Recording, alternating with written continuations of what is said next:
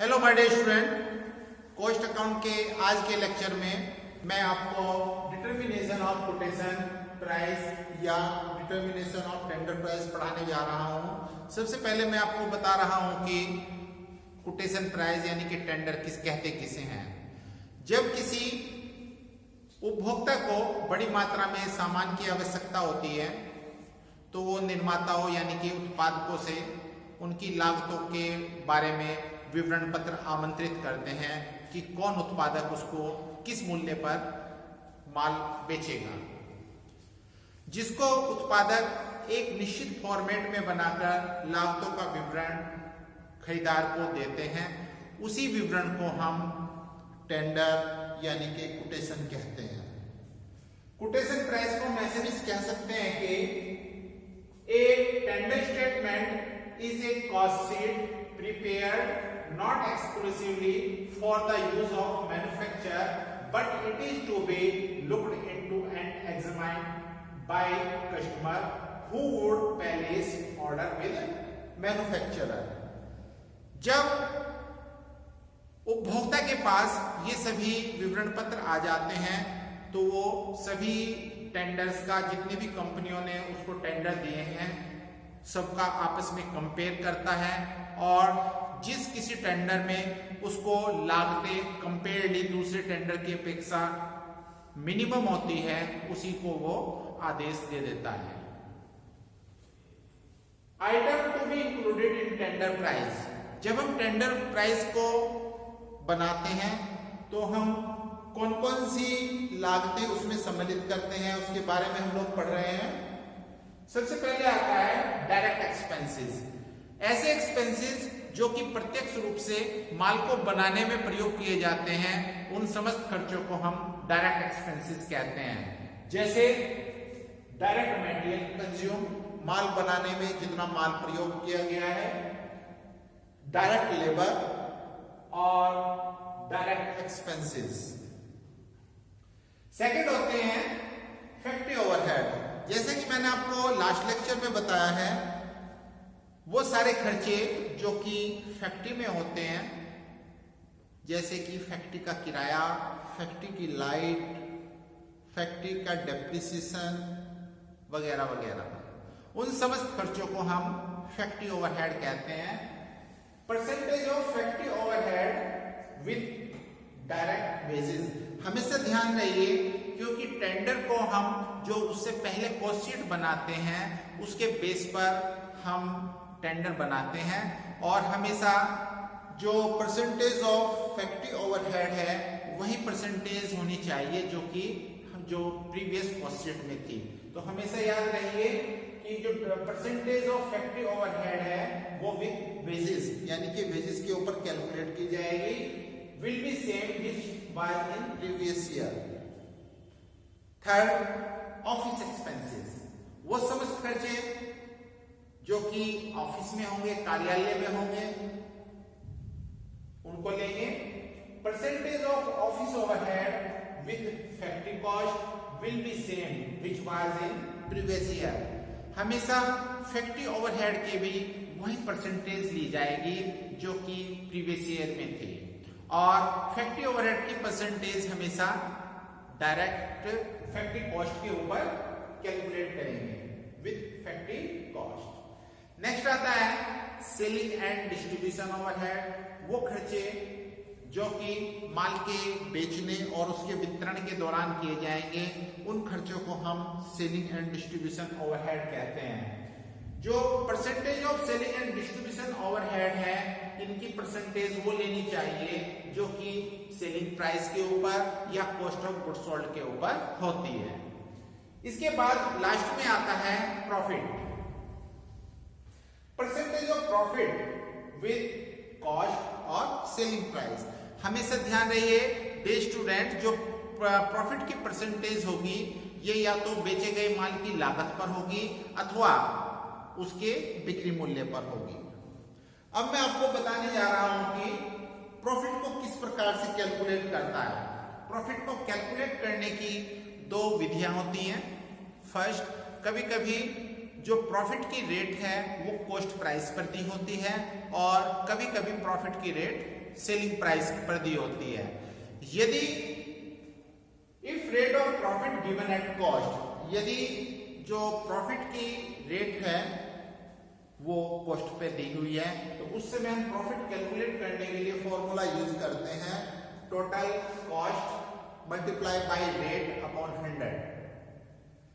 Second, if rate of profit given at selling price, यदि profit की rate बिक्री मूल्य पर दी हुई है तो उस समय हम प्रॉफिट कैलकुलेट करने के लिए फॉर्मूला यूज करेंगे profit equal to total cost multiply rate upon 100 minus rate.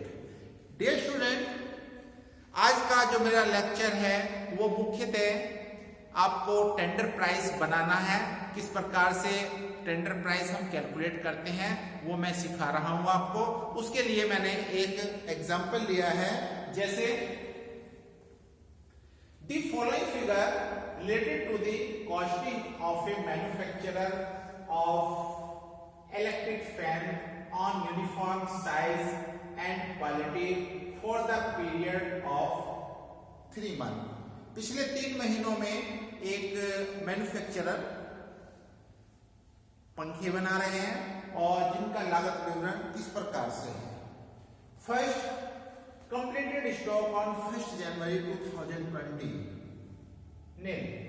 Second, completed stock on 31st March 2020 20,250 rupees and stock of raw material 1st January 2020 5,000, stock of raw material 31st March 2020 3,500 and factory wages is 75,000, indirect charges 32,500, sales 1,12,500 and total output is 3,000 fan. Prepare quotation price for 750 fan. Realize the same percentage of profit as was realized during the 3 months referred same. Dear student, question में जो manufacture का total output है वो 3000 units दिया है और उनके base पर वो हमारे से 750 फैंस के लिए कोटेशन प्राइस कैलकुलेट करा रहे हैं। और क्वेश्चन में ये भी बताया है कि जो सभी फैन आगे बनाए जा रहे हैं वो पिछले वाले क्वालिटी और साइज में सेम होंगे और मैन्युफैक्चरर सेम वही प्रॉफिट लेना चाहता है जो कि उसने 3000 फैन पर लिया है। तो इसके लिए सबसे पहले हम लोग कॉस्ट बनाएंगे पुराने आउटपुट के लिए जो कि उसने 3000 फैन के लिए दिया है। सबसे पहले हम इसमें लेते हैं opening stock of raw material,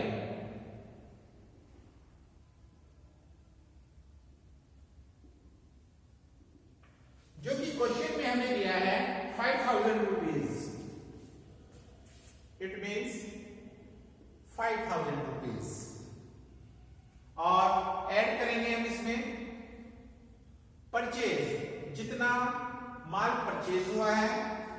question में परचेज दिए 32,500।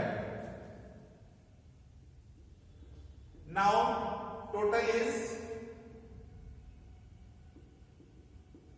37,500। अब इसमें से हम लोग जो ओपनिंग स्टॉक का जो क्लोजिंग मटेरियल है रॉ मटेरियल का, उसको लेस करेंगे।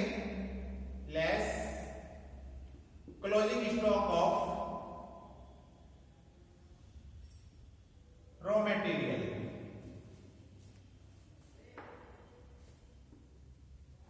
$3,500।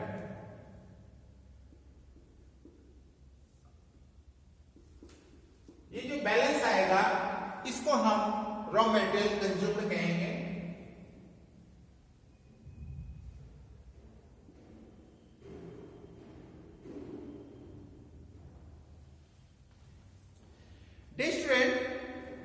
हम इसमें जितने भी डायरेक्ट एक्सपेंसेस हैं मैन्युफैक्चरिंग से रिलेटेड उन समस्त खर्चों को जोड़ देंगे।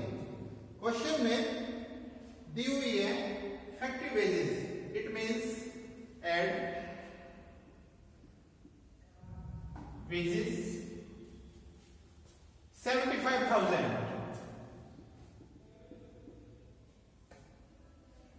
Now these are prime cost, इसको हम प्राइम कॉस्ट कहेंगे।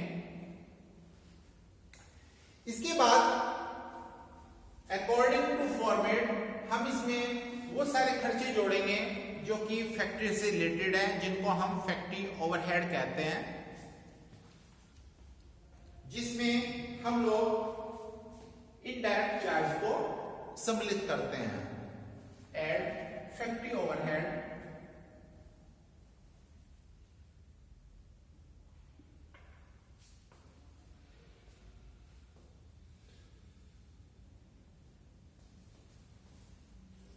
₹12,500।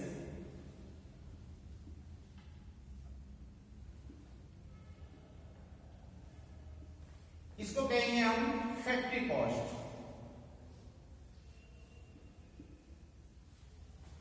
इसके बाद according to format factory cost आने के बाद उसमें ऑफिस से संबंधित जितने भी खर्चे होते हैं उनको ऐड कर दिया जाता है, जिनको हम फैक्ट्री ओवरहेड, ऑफिस ओवरहेड कहते हैं। ऐड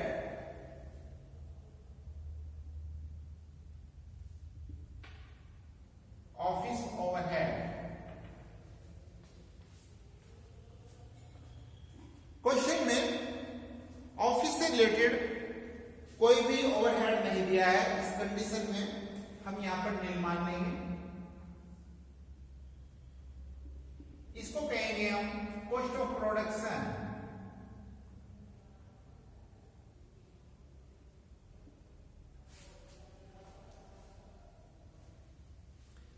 कॉस्ट ऑफ प्रोडक्शन आ जाने के बाद यदि मैन्युफैक्चरर के पास तैयार माल का ओपनिंग स्टॉक है उसको प्लस करेंगे और तैयार माल का क्लोजिंग स्टॉक है उसको हम माइनस करेंगे। क्वेश्चन में complete stock on 1 January 2020, it means ये फिनिश गुड्स का ओपनिंग स्टॉक है जो कि नील है, 0 है, इसको हम ऐड करेंगे और ओपनिंग स्टॉक का फिनिश गुड्स जो कि 20,250 रुपीज है उसको लेस करेंगे। तो हम यहाँ पे डायरेक्ट लेस कर देते हैं closing stock of finished goods 20,250 rupees.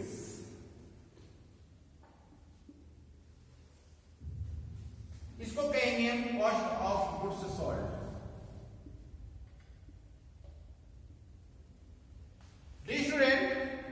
Cost of goods sold आ जाने के बाद यदि क्वेश्चन में सेलिंग एंड डिस्ट्रीब्यूशन एक्सपेंसेस दिए हैं मैन्युफैक्चरर्स के द्वारा उसको ऐड किया जाता है, लेकिन क्वेश्चन में सेलिंग एंड डिस्ट्रीब्यूशन एक्सपेंसेस नहीं है तो उनको हम नील मानते हुए इसी को हम कॉस्ट ऑफ सेल्स भी कहेंगे।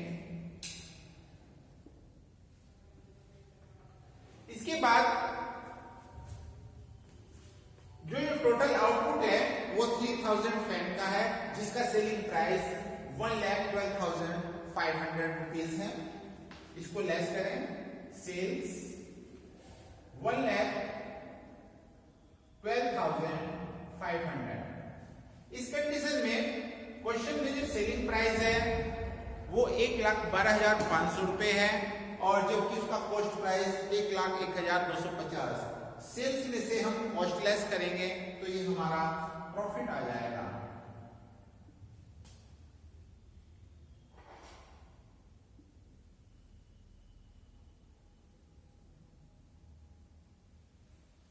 ₹11,250 रुपीज।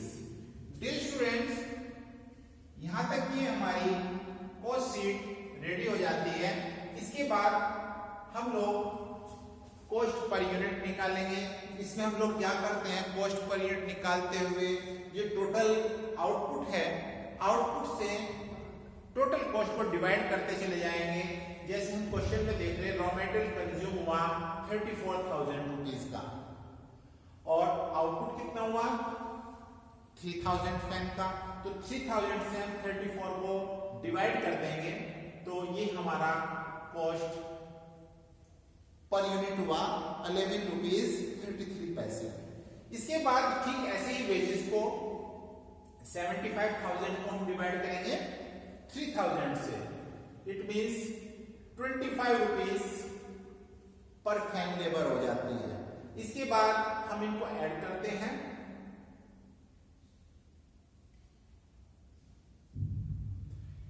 ठीक इसी तरीके से जो फैक्ट्री ओवरहेड है 12,500 डिवाइडेड बाय 3,000, इनडायरेक्ट चार्जेस आ जाएंगे 4 रुपीज। नाउ इनका टोटल करें। इसके बाद स्टूडेंट आप देख रहे हैं कि ऑफिस ओवरहेड नील है,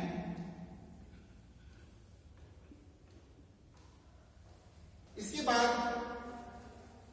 हमारा जो कॉस्ट ऑफ प्रोडक्शन है वो 40 रुपए 50 पैसे का हुआ। ऐसे ही फिनिश गुड्स पे आप ध्यान न दें। अब हम डिवाइड करेंगे कॉस्ट ऑफ गुड्स सोल्ड निकालने के लिए 1,01,250 को डिवाइड करेंगे 3,000 से।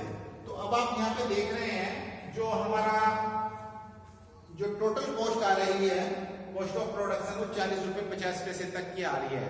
इसके बाद हम इसके बेस पर कोटेशन प्राइस बना रहे हैं। तो सबसे पहले हम देखने चाह रहे हैं कि रेट ऑफ प्रॉफिट क्या है। टोटल प्रॉफिट है 11,250 रुपीज और हमारा जो सेलिंग प्राइस है वो है 1,12,500 मल्टीप्लाई बाई 100। तो यहां पर आप देख रहे हैं जो प्रॉफिट की परसेंटेज निकाल रहे हैं वो हम सेल्स के ऊपर निकाल रहे हैं। यहां पे लिखेंगे rate of profit at sales 10%। यानी कि जब कोटेशन प्राइस बनाया जाएगा तो उसमें प्रॉफिट की जो रेट है वो 10% होगी। इसके बाद हम लोग बनाते हैं कोटेशन प्राइस फॉर 750 फैन। उसको भी आप इसी फॉर्म में बनाएंगे।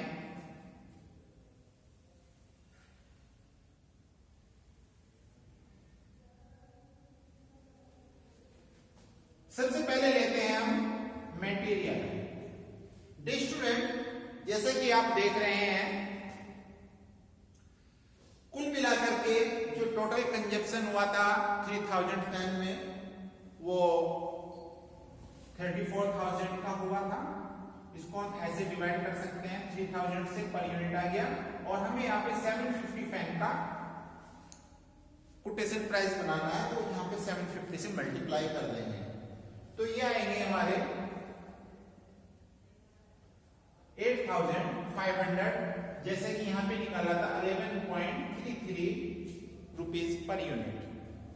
सेम ऐड करेंगे हम इसमें wages.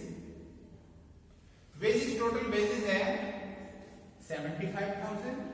It means divided by 3,000 multiply by 750 ये आएगा 18,750। It means 25 rupees per unit. दोनों को ऐड कर देते हैं।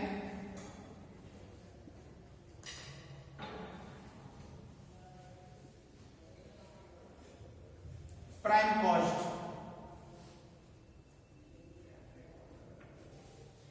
इसके बाद हम लोग इसमें ऐड करेंगे फैक्ट्री ओवरहेड्स।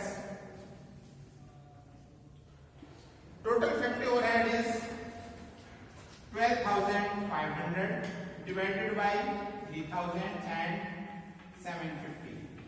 इसको सॉल्व करेंगे तो ये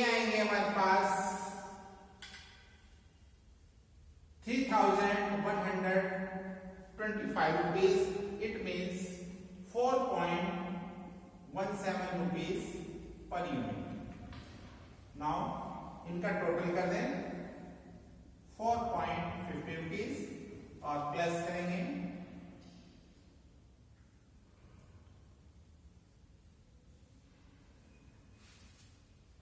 30,375 rupees. डे स्टूडेंट, इसको हम क्योंकि क्वेश्चन में ऑफिस ओवरहेड देता इसलिए यहाँ पे ऑफिस ओवरहेड ऐड नहीं किया गया, इसमें डायरेक्टली हम ऐड करेंगे अब प्रॉफिट।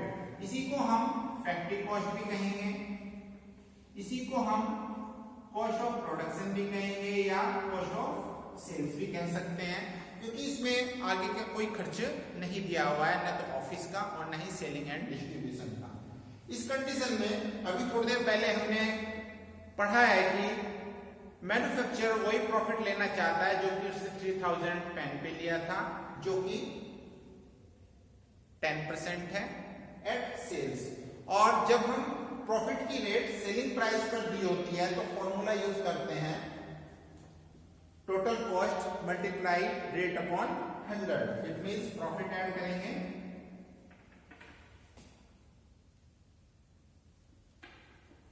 10/90, यह आएगा 3,375 रुपीज। टोटल कर देंगे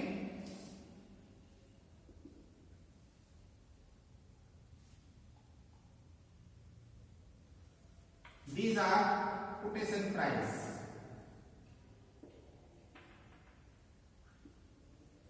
इसी को हम टेंडर प्राइस भी कहते हैं।